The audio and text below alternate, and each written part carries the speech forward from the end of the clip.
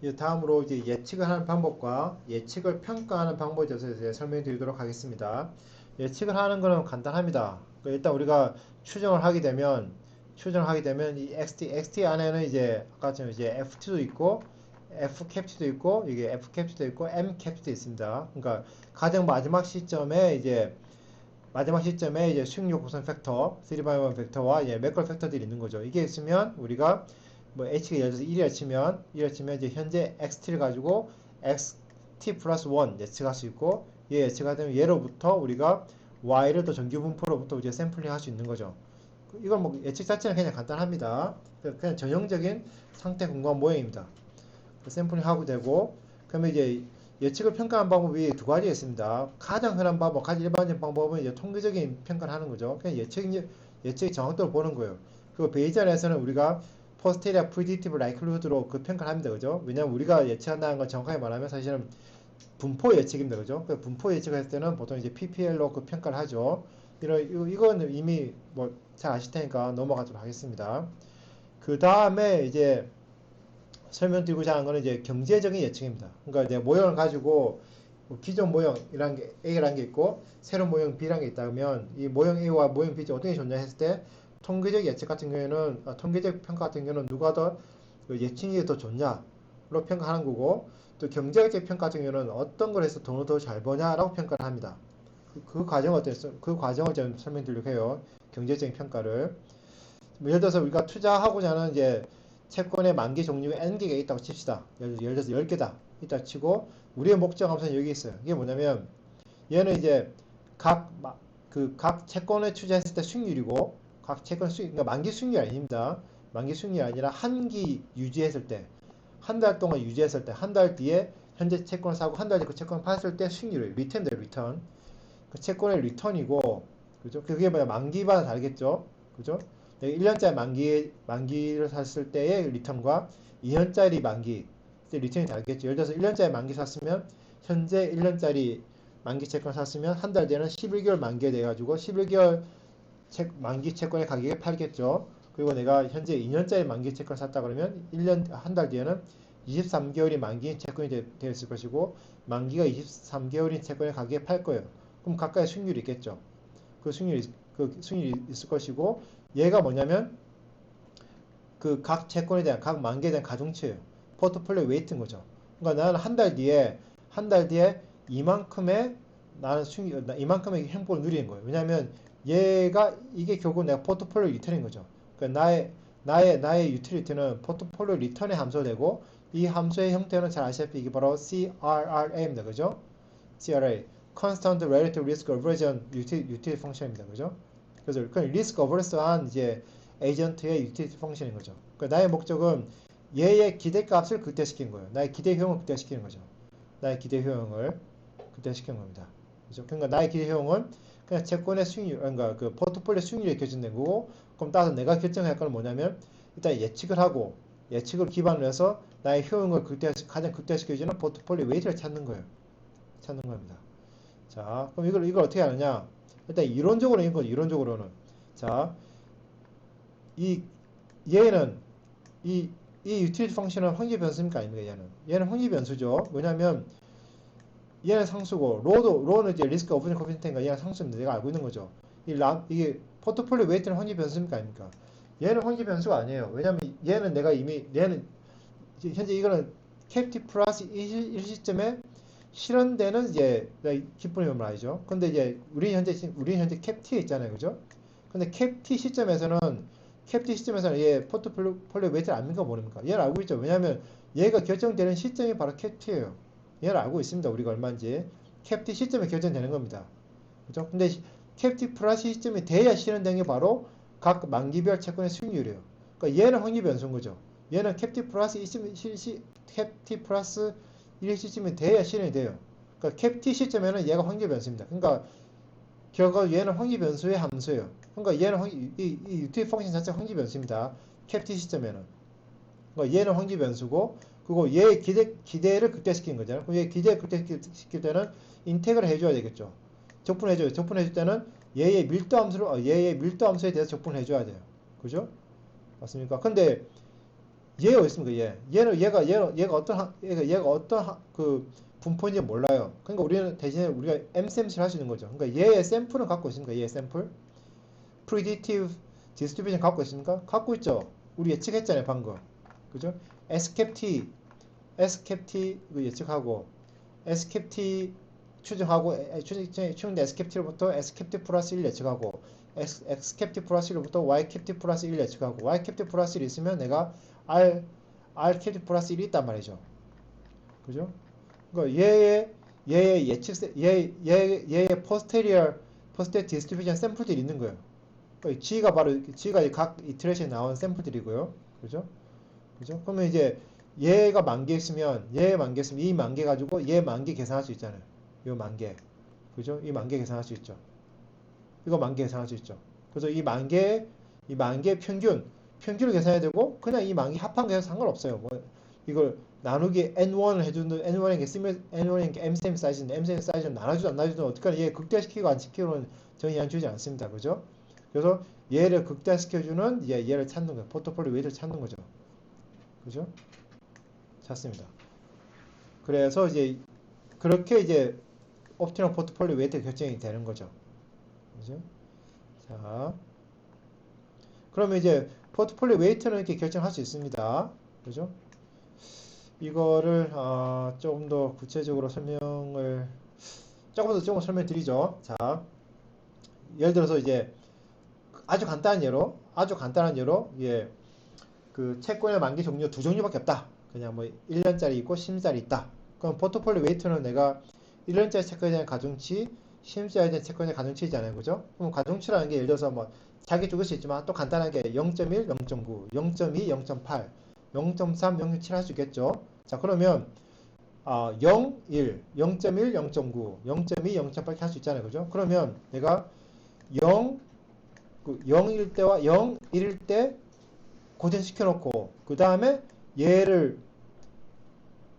10,000개가 있잖아요. 그죠? 얘 10,000개를 넣어 가지고 얘 계산했을 때 이 나오는 값이 있겠죠. 나오는 값. 그 값 저장해 놓고 그 다음에 0.1, 0.9일 때 얘 10,000개 계산할 수 있잖아요. 그죠? 왜냐면 얘가 10,000개가 있으니까. 그죠? 얘가 10,000개 있으니까 얘 계산하고 그 다음에 0.2, 0.8일 때 얘 10,000개 계산하고 0.3, 0.7일 때 얘 10,000개 계산하고 다 10,000개 계산한 다음에 그중에 가장 큰 게 어떤 웨이트일 때 가장 큰지를 볼 수가 있잖아요. 그때 그 웨이트를 찾는 거예요. 이거는 무슨 이제 뭐 뉴턴 메소드 쓰거나 시뮬레이터 어널리시스 그런 게 아니에요. 그냥 일반적으로 보통 그리드 서치를 합니다. 그냥 포트폴리오 웨이트를 잘게 쪼개서 하는 거예요. 물론 이제 자산수가 많아지면 굉장히 종류가 케이스가 굉장히 많아지긴 하지만 그래도 이거는 계산이 단순하기 때문에 충분히 가능합니다. 또 이거는 이제 패럴렐로 컴퓨팅에도 아무 상관없는 거잖아요. 순서대로 할 필요가 전혀 없는 거죠. 그죠? 그래서 이제 옵티멀 포트폴리오 웨이트를 찾습니다. 자, 그럼 우리가 보통 이제 ROCM 포캐스팅 할 때는 예를 들어서 뭐 최근 뭐 2년 한다 그러면 이제 최근 2년 한다 그러고 데이터의 프리퀀시가 먼트리 그러면 이제 24번 해보는 거잖아요. 그죠? 24번을 해본 다음에 24번의 평균적인 이제 예측력 그게 바로 PPL, Posterior Predictive Likelihood입니다. 그죠? 얘도 마찬가지로 이렇게 채권을 현재 이번 달에 사서 다음 달에 팔았을 때 이제 판다고 했을 때 가장 최적 포트폴리오를 하고 그럼 그때 실현된 포트폴리오 수익률이 있겠죠. 그죠? 그걸 가지고 이제 얼마 수익이 높은지를 판단합니다.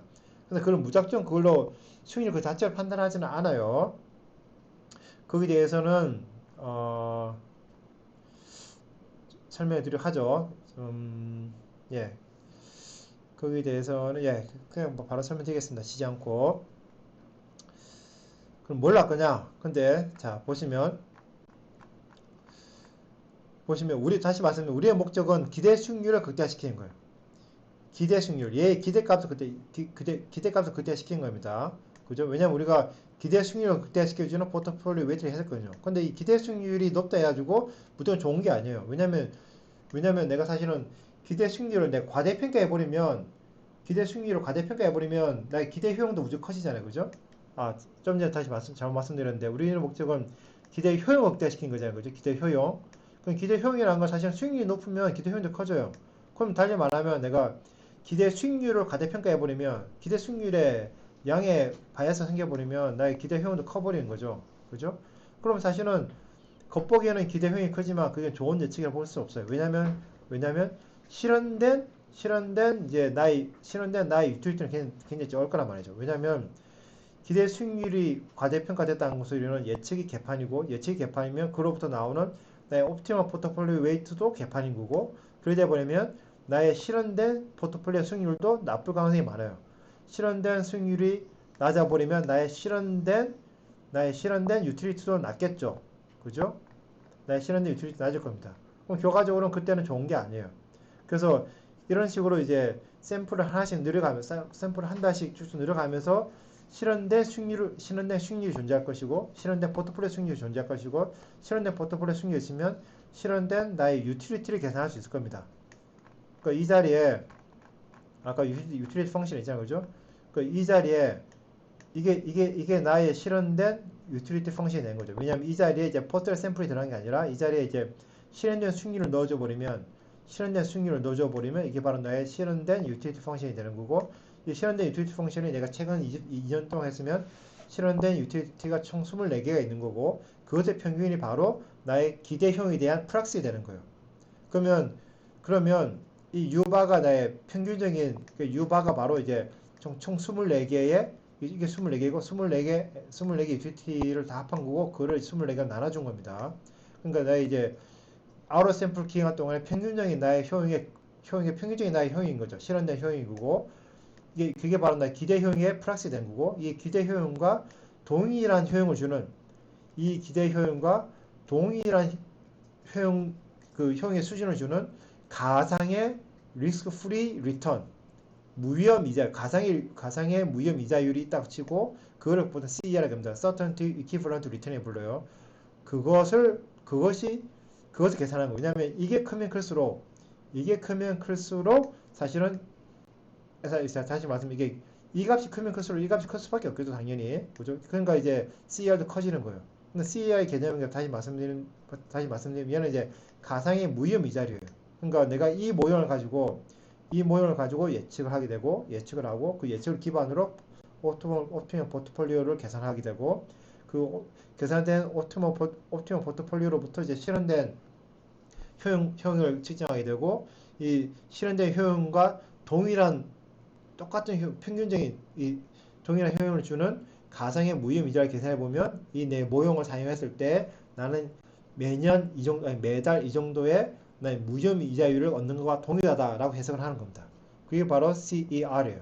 당연히 얘는 모형이 디펜던트 하는 거죠. 왜냐하면 다시 말씀드리면 모형이 다르면 예측이 달라지면 옵티멀 포트폴리오 웨이트가 달라지고 옵티멀 포트폴리오 웨이트가 달라지면 실현된 포트폴리오 리턴이 달라지고 실현된 포트폴리오 리턴이 달라지면 실현된 나의 효용이 달라지고 실현된 나의 효용이 달라지면 나의 실현된 평균적인 효용도 달라지고 따라서 그 평균적인 효용과 동일한 효용을 주는 가상의 무위험 이자율도 달라지는 거란 말이죠.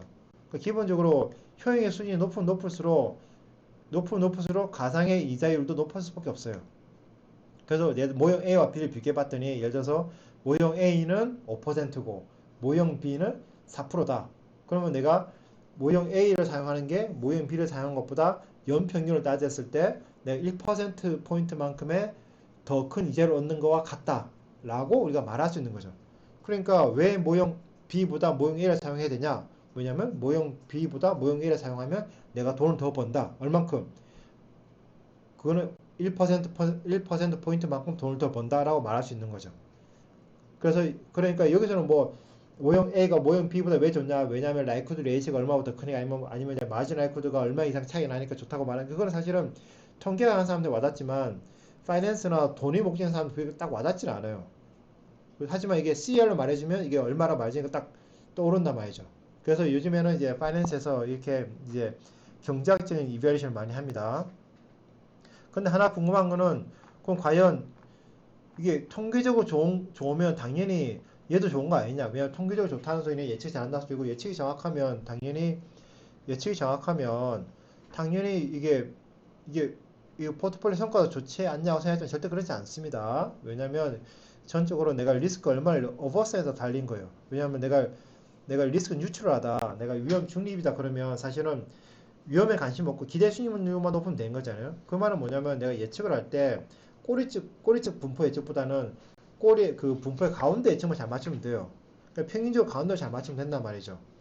그죠?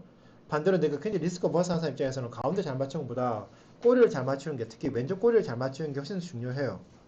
그러니까 사실은 그 사람의 투자자의 선호에 따라서 좋아하는 모양이 달라질 수 있습니다. 그럼 분포 예측이라는 거는 PPL은 전반적인 모양을 잘 맞추냐, 전반적으로 누가 더 잘 맞추냐 뜻이지, 뭐 가운데 누구 더 잘 맞추냐, 꼬리에 누구 더 잘 맞추냐, 그건 아니란 말이죠. 그러니까 그러니까 오버럴한 모양을 보는 거죠. 그죠? 근데 이 경제학적인 이 평가는 그렇지는 않아요.